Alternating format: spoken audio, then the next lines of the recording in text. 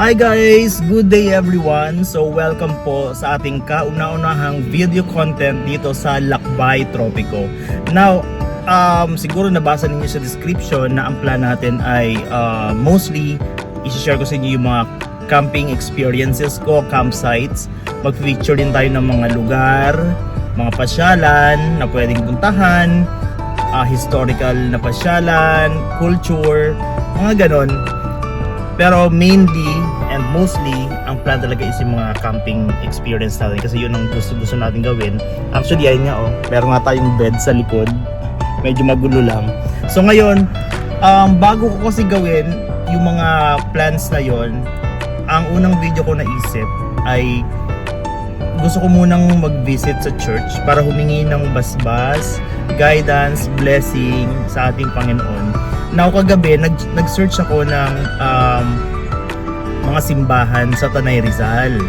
Okay, kasi ang bala ko after church, siyempre yung Tanay Rizal, nandun na lahat halos ng mga pasyalan. May mga coffee shops, restaurant, dining, camping sites na pwede nating puntahan after natin mag-church.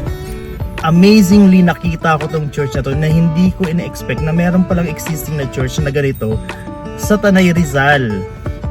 Guys, 400 years old church na siya. Na-establish siya noong 1606. Sobra akong na-amaze at the same time na curious kung ano yung current na itsura niya. Kaya sabi ko, I think it's a sign na kaya ito yung una kong nakita pag-search ko. At ito yung una nag-pop up sa search engine ko. Siguro i-visit natin siya. At yun ang gagawin natin ngayon guys. So samahan nyo ako. Sana supportahan ninyo guys ang ating YouTube channel. Panoorin nyo po yung video mula umpisa hanggang sa hulihan.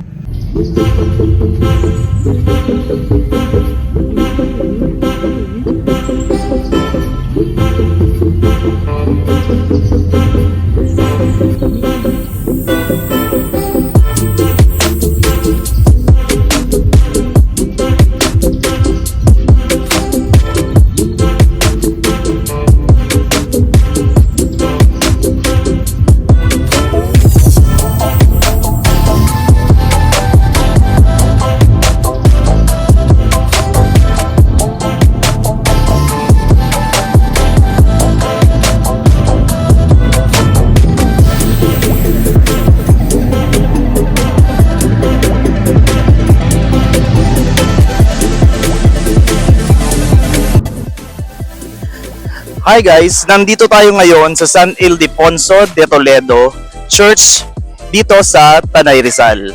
Bali ang church ito guys ay 400 years old. Na-establish siya noong 1606. Sinimulang gawin ng simbahan noong 1773 at natapos siya noong 1783. Napakaganda ng simbahan guys. Kaya kung meron kayong oras, bisitahin ninyo ang simbahan na ito. Ayan guys, nandito tayo ngayon sa San Ildefonso de Toledo Parish Church or simply Tanay Church, isa sa mga pinaka-iconic at historical churches dito sa Rizal. Itong simbahan nito ay tinayo noong 783 by the Franciscan Friars. Imagine, more than 400 years na siyang nakatayo.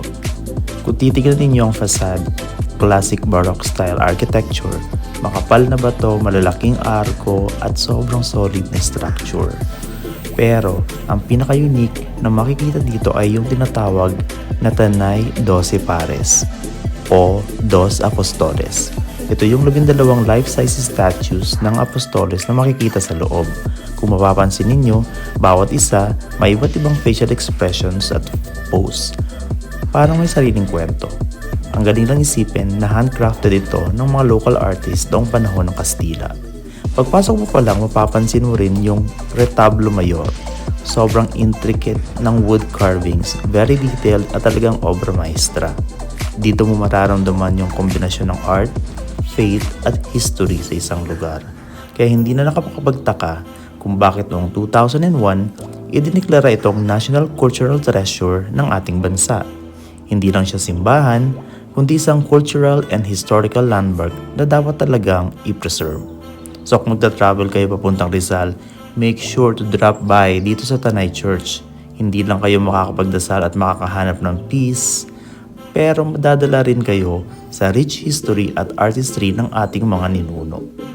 This is definitely a visit spot here in Tanay.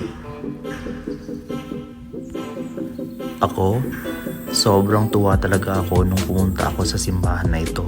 Kasi hindi ko naman inaasahan na meron palang existing church na 400 years old na nakasalukuyan pa rin pinupuntahan at dinadayo ng mga tao. Salamat na rin sa social media. Marami akong lugar na mga nakikita na hindi ko alam na meron pala. So kung sa ngayon, umpisa pa lang ito ng mga travel journeys natin para bisitahin ang iba't ibang lugar dito sa Pilipinas, maliban sa mga balak natin pagka-camping. Kaya huwag kalimutan pumunta dito guys. Paki-like na rin, share and subscribe para sa ating continued journey. Bye!